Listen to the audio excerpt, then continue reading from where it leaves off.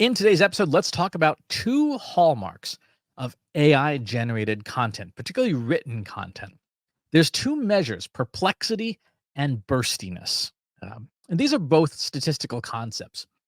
Perplexity is the diversity of language used, and burstiness relates to changes in length of how much language there is.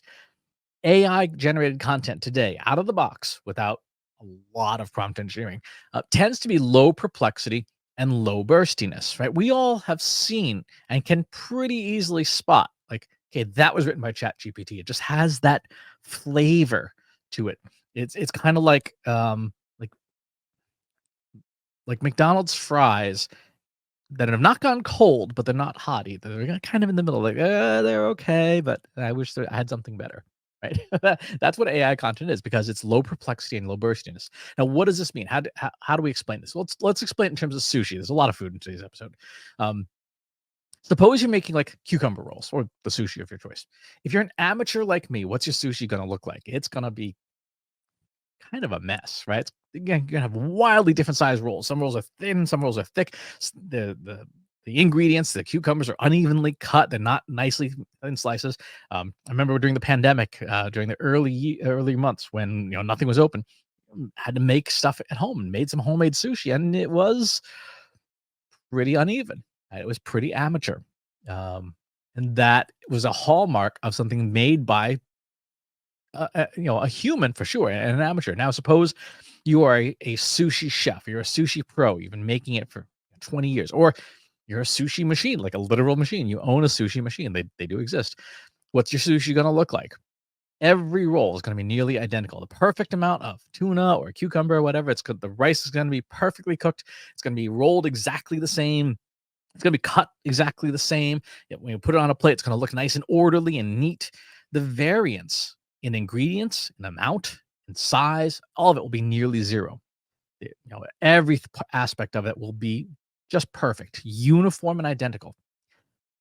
In sushi, that's a good thing, right? You want uniformity. You want the same quality fish all the time. You want the same quality of rice all the time. And it's easy to spot, right? You put a plate of Chris's homemade sushi next to a machine made or professionally made, and it's pretty easy to spot which one was made by Chris at home, right? With AI generated content, you can still see that uniformity, but it's less of a good thing, and it's also just as easy to spot.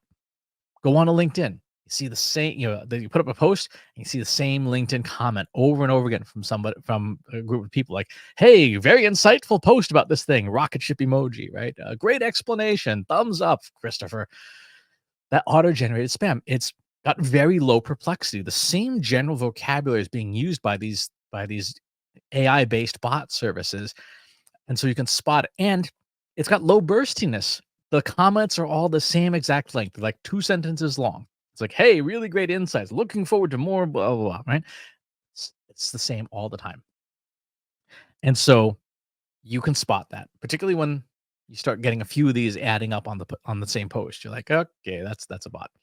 Um, Perplexity and burstiness. They have low perplexity, same language. They have low burstiness, same exact content length.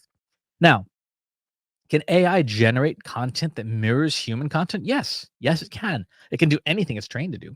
The reason why it's so easy to spot today is because the people who are using it like this, basically as spam bots to build their thought leadership on LinkedIn, they either have no training or no motivation to invest more than the bare minimum effort in learning how to use AI.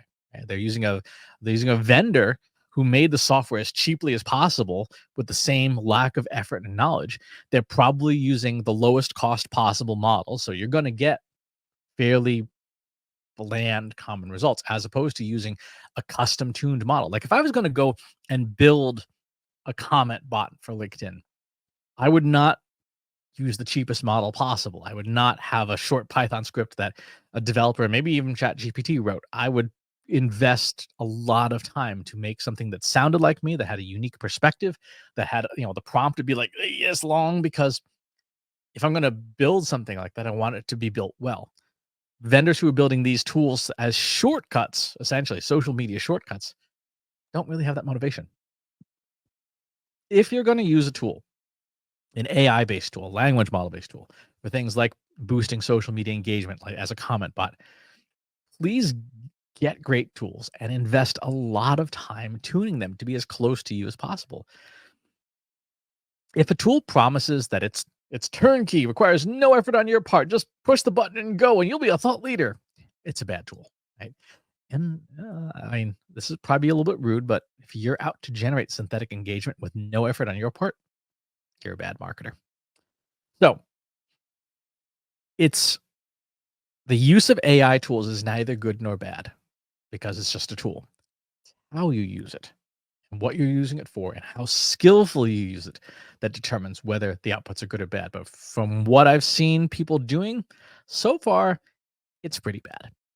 So please do take the time to learn how AI works, to learn how models work, to learn how to tune these tools and invest the time and the data to do it. And you will get better results and everyone else will be happier with it. Thanks for tuning in. We'll talk to you on the next one. If you enjoyed this video, please hit the like button. Subscribe to my channel if you haven't already. And if you want to know when new videos are available, hit the bell button to be notified as soon as new content is live.